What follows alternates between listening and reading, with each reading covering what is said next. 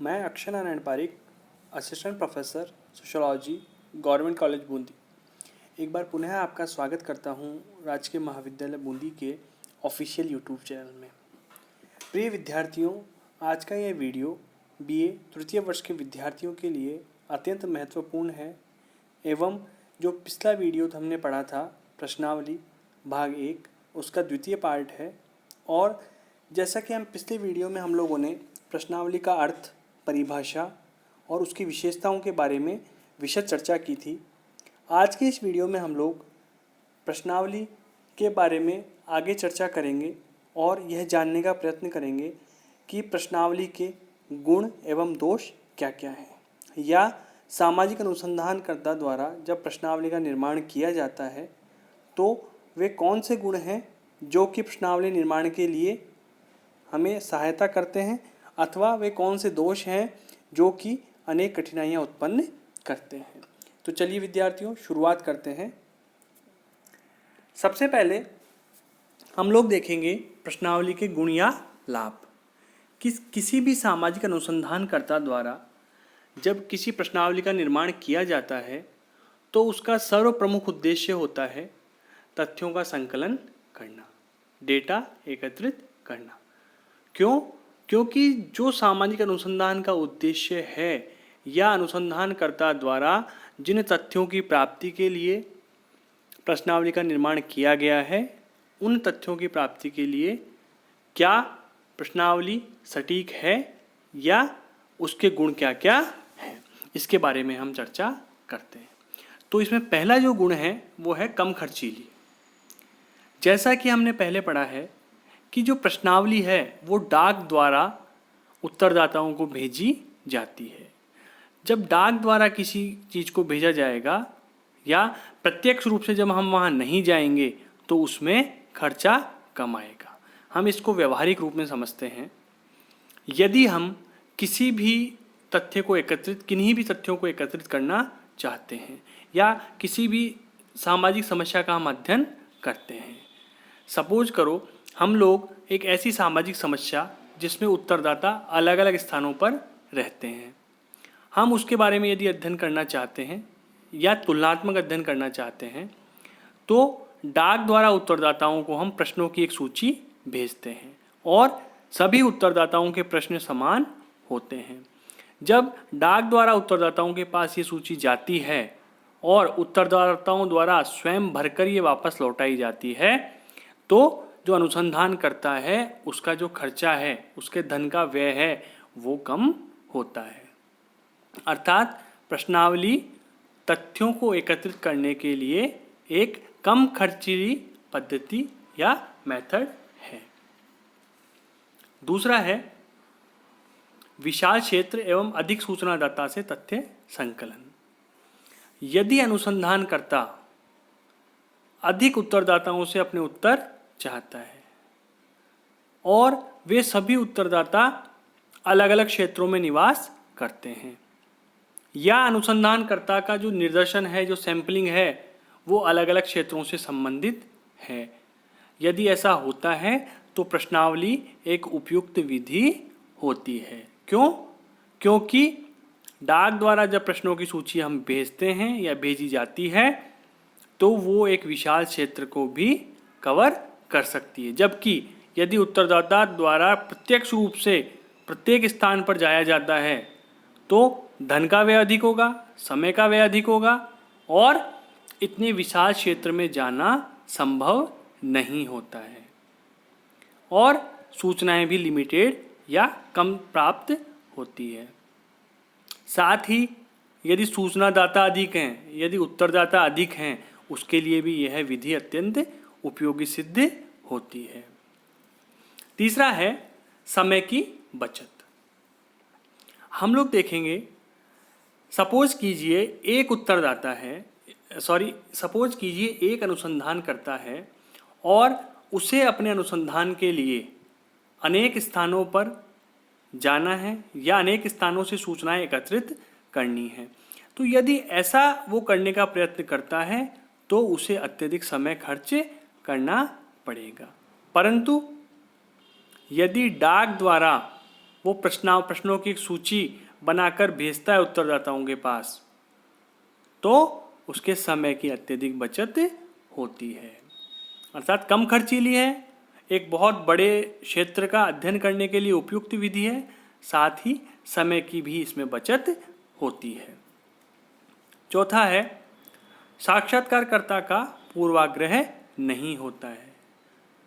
अर्थात पहले से जो अनुसंधान करता है वो अपने दिमाग में, अपने मन मस्तिष्क में किसी प्रकार की कोई भावनाएं, कोई पूर्वाग्रह या बायसनेस नहीं लाता है। क्यों? क्योंकि जो साक्षात्कारकर्ता होता है वो उत्तरदाताओं के स्थान पर उपस्थित नहीं होता है, इसलिए वह उत्तरों को प्रभावित नहीं कर सकता है। कहने का तात्पर्य है कि यदि प्रत्यक्ष रूप से अनुसंधानकर्ता द्वारा वहां जाकर तथ्यों को एकत्रित किया जाता तो ये संभावना अधिक होती है कि वो उत्तरदाताओं के प्रश्नों को प्रभावित या उत्तरों को प्रभावित कर सके, या उत्तरदाता उसे प्रत्येक सामने देखकर जो सत्य सूचनाएं हैं या सही सूचनाएं हैं वो ना दे पाए। तो इसका एक लाभ ये भी होता है कि इसमें किसी प्रकार की बायसनेस नहीं होती है, पूर्वाग्रह नहीं होते हैं। अगला है सुविधाजनक।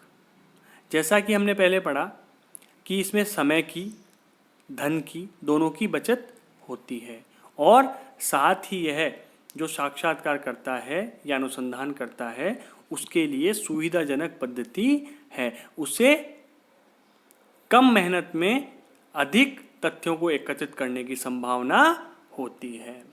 अगला है मानकीकृत शब्दावली। मानकीकृत का मतलब है इसमें प्रश्नों का जो निर्माण होता है वो एक ही व्यक्ति द्वारा किया जाता है, और उन सब की छपाई के पश्चात सभी जो सूचनादाता हैं उसको एक से ही प्रश्नों का उत्तर देना होता है। अर्थात सभी उत्तरदाताओं के लिए समान प्रश्नों का उत्तर देना होता है, जिससे प्रश्नों को समझने में कठिनाई नहीं होती, साथ ही जो उत्तर आते हैं उनकी तुलना करने में सुविधा रहती है। यदि अनुसंधानकर्ता द्वारा सभी उत्तरदाताओं से समान प्रश्न पूछे जाते हैं तो अनुसंधानकर्ता को ये सुविधा होती है कि वो तुलनात्मक रूप से उन उत्तरों का या उन डेटाज का अध्ययन कर सके और अपने सही निष्कर्ष निकाल सके। तो ये सब प्रश्नावली के लाभ अथवा गुण थे जो कि सामाजिक अनुसंधान में अनुसंधानकर्ता द्वारा इस विधि का प्रयोग किया जाता है, तो उसको देखने को मिलते हैं। अब हम देखेंगे प्रश्नावली की सीमाएं अथवा दोष। किसी भी अध्ययन पद्धति में या किसी भी जब हम आंकड़े एकत्रित करते हैं तो यदि हमें कुछ गुण तो उसमें साथ ही साथ दोष भी अवश्य दिखाई देते हैं। तो पहला इसका जो दोष है, प्रश्नावली का पहला दोष है, वो है केवल शिक्षित लोगों के लिए उपयोगी। हमने पहले ही ये स्पष्ट कर दिया पिछले वीडियो में कि जो प्रश्नावली होती है उसमें जो प्रश्नों के उत्तर हैं वो उत्तरदाताओं द्वारा स्वयं भरे जाते हैं, अर्थात उसमें अनुसंधानकर्ता द्वारा उत्तर नहीं भरे जाते हैं। और जब उत्तरदाताओं द्वारा प्रश्नावली के अंतर्गत उत्तर भरे जाएंगे, प्रश्नों की सूची में उत्तर दिए जाएंगे, तो वो केवल शिक्षित लोगों के लिए ही उपयोगी होगी। यदि हमें अशिक्षित लोगों का अध्ययन करना है तो प्रश्नावली विधि द्वारा हम ये अध्ययन नहीं कर सकते, हमें अन्य डेटा संकलन की अन्य विधियों का प्रयोग करना पड़ेगा। दूसरा है प्रश्नावली कम संख्या में भरकर वापस आना।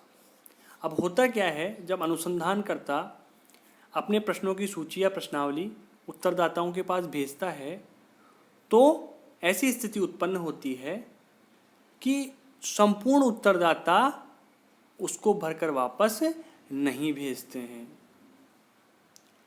जैसे सपोज कीजिए यदि 500 उत्तरदाताओं को अनुसंधानकर्ता द्वारा प्रश्नावली भेजी गई, उन 500 में से यदि 200 उत्तरदाताओं ने ही या 150, 200 या 250 उत्तरदाताओं ने ही उन प्रश्नों का उत्तर लिखकर वापस साक्षात्कारकर्ता के पास भेजा।